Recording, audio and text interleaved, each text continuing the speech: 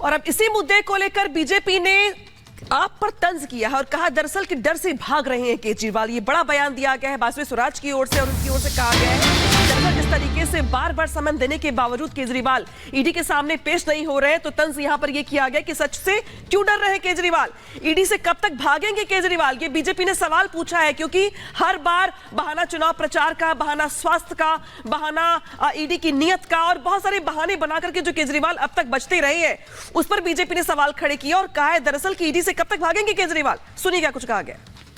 अब हुआ क्या है, जब भी समन आते हैं पीएमएलए में तो कानूनी तौर पर ये अनिवार्य होता है कि आप उन समन्स का आदर करें। जब जब आप उन समन का निरादर करते हैं तो सेक्शन 174 ऑफ द आईपीसी में आप एक नया अपराध कर रहे हैं। अरविंद केजरीवाल जी जो माननीय मुख्यमंत्री हैं दिल्ली के, उन्होंने 8 समन्स का निरादर करा है। ये जो याचिका ईडी ने फाइल करी है कोर्ट में, ये केवल इसके लिए है कि 174 आईपीसी में अपराध बन रहा है अरविंद केजरीवाल जी के खिलाफ। इस प्रोसीडिंग का कोई लेना देना नहीं है इस बात से कि ईडी का समन लीगल है या इल्लीगल है। तो अरविंद केजरीवाल लगातार बुरी तरह से फंसते हुए नजर आ रहे हैं। जांच की तलवार लगातार लटक रही है, चाहे वो जल बोर्ड केस ले लीजिए या फिर शराब घोटाला मामला ले लीजिए। अब शराब घोटाले मामले में 8 समन पहले ही भेजे जा चुके थे, अब 9वां समन भी अरविंद केजरीवाल को जारी हो चुका है और पेश होने के लिए 21 मार्च को कहा गया है। देखना होगा कि अरविंद केजरीवाल अब क्या रुख अपनाते हैं। रिपोर्ट देखें।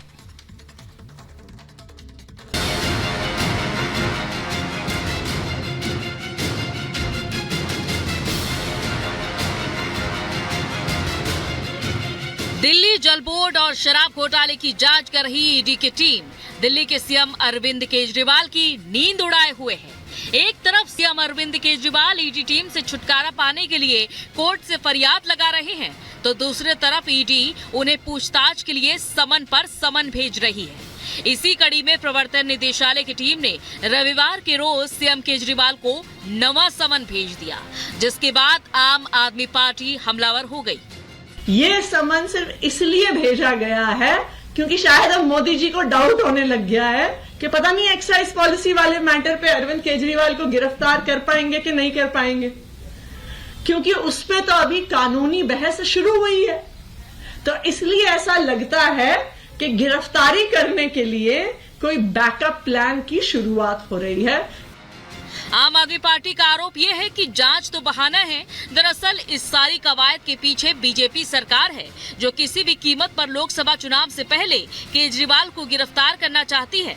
हालांकि शराब घोटाले से जुड़े ईडी के 8 समन को नजरअंदाज कर चुके सीएम केजरीवाल को पूछताछ से परहेज क्यों है और वो पूछताछ के लिए ईडी दफ्तर कब आएंगे, केजरीवाल ने इस पर बात नहीं की है, जिसे लेकर बीजेपी लगातार केजरीवाल की नीयत पर सवाल उठा रही है।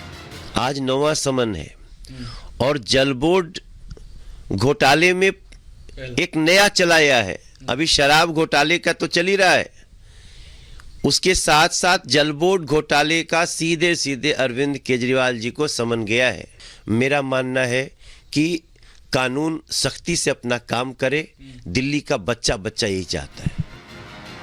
वहीं बीजेपी के आरोपों से इतर ईडी ने भी शराब घोटाले की जांच की रफ्तार तेज कर दी है और इस सिलसिले में तेलंगाना के पूर्व सीएम केसीआर की बेटी के कविता की गिरफ्तारी हो चुकी है और ईडी पूछताछ के लिए कोर्ट से उनके 1 हफ्ते की रिमांड लेने में भी कामयाब रही है। सूत्रों की माने तो केजरीवाल को ईडी का भेजा गया ये 9वां समन इस मामले में ईडी के आगे की आक्रामक कार्रवाई की एक झलक है और बीजेपी नेता भी यही कह रहे हैं कि बार बार समन को नजरअंदाज करने का नतीजा अरविंद केजरीवाल को जरूर झेलना होगा।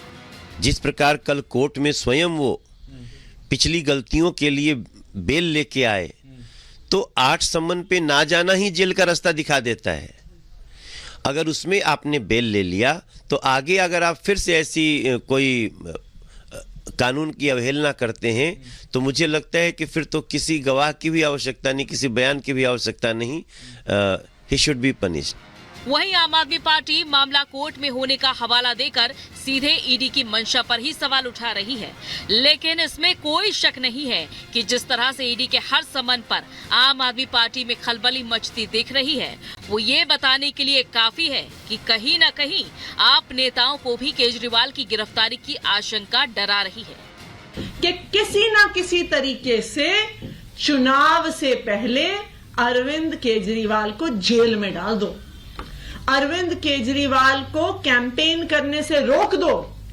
सिर्फ यही प्रधानमंत्री नरेंद्र मोदी जी, उनकी भारतीय जनता पार्टी और उनकी ईडी और सीबीआई का एक इकलौता मकसद है। आपको बता दें कि पूछताछ के लिए हाजिर नहीं होने को लेकर ईडी सीएम केजरीवाल के खिलाफ दिल्ली के राव जमनी कोर्ट में 2 शिकायतें दर्ज करवा चुकी है और कल ही इस मामले में कोर्ट के सामने केजरीवाल की पेशी हुई थी, जिसके बाद कोर्ट ने इस मामले में केजरीवाल को कोर्ट में पेशी से छूट भी दी है। हालांकि इस मामले में ईडी की शिकायत पर 1 अप्रैल को सुनवाई होनी है, लेकिन इससे पहले जिस तरह से ईडी सीएम केजरीवाल को समन पर समन भेज रही है, उससे आम आदमी पार्टी के मुखिया और उसके तमाम नेताओं की बेचैनी बढ़ चुकी है। Bureau report, Republic Bharat. और हमारे सहयोगी जतिन हमारे साथ जुड़ चुके हैं, रुका लेते हैं उनका। जतिन, एक के बाद एक समन और उसके बाद ईडी ने शिकायत भी हालांकि राव जमनी कोर्ट में दर्ज कराई और अब 9वां समन, तो क्या समझा जाए, अब आगे कोई बड़ा एक्शन हो सकता है क्या केजरीवाल के खिलाफ? आज बिल्कुल देखिए, हेमंत सोरेन की जब हम बात करते थे तो उनको भी 9 समन दिए गए थे। 9वां समन उन्होंने स्किप किया और 10वें समन पर जब ईडी की टीम पहुंची उनके घर तो उनकी गिरफ्तारी कर ली गई।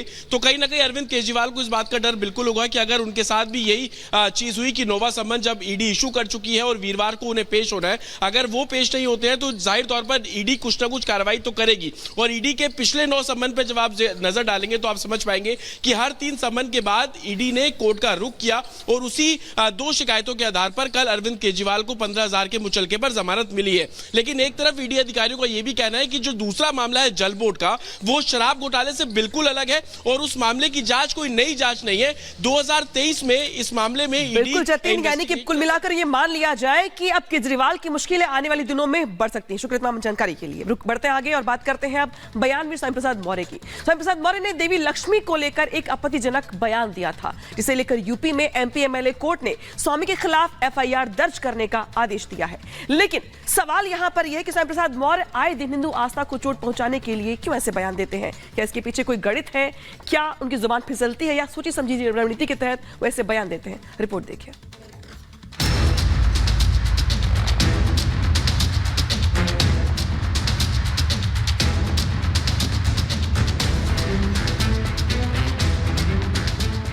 समाजवादी पार्टी के पूर्व नेता स्वामी प्रसाद मौर्य हमेशा गलत वजह से ही चर्चा में रहते हैं। तो टू कहा जाए तो स्वामी प्रसाद मौर्य का नाम भारतीय राजनीति के उन चंद नेताओं में शुमार है जिनके सिर किसी खास उपलब्धि को लेकर ताज तो नहीं सजा, लेकिन हिंदू धर्म और हिंदू देवी देवताओं के खिलाफ उलूल जुलूल बयान देकर वो हमेशा चर्चा में बने रहते हैं। इसी कड़ी में स्वामी प्रसाद मौर्य एक बार फिर चर्चा में आए हैं। फर्क बस इतना है कि इस बार उनके खिलाफ यूपी कोर्ट ने एफआईआर दर्ज करने का आदेश जारी किया है। देवी लक्ष्मी का अपमान, स्वामी के बयान पर संग्राम। दरअसल समाजवादी पार्टी के पूर्व महासचिव स्वामी प्रसाद मौर्य के खिलाफ कोर्ट का यह आदेश उनके खिलाफ रागिनी रस्तोगी नाम की महिला की शिकायत पर हुआ है। रागिनी रस्तोगी का आरोप है कि पिछले 15 नवंबर को अखबारों में छपे उनके एक बयान से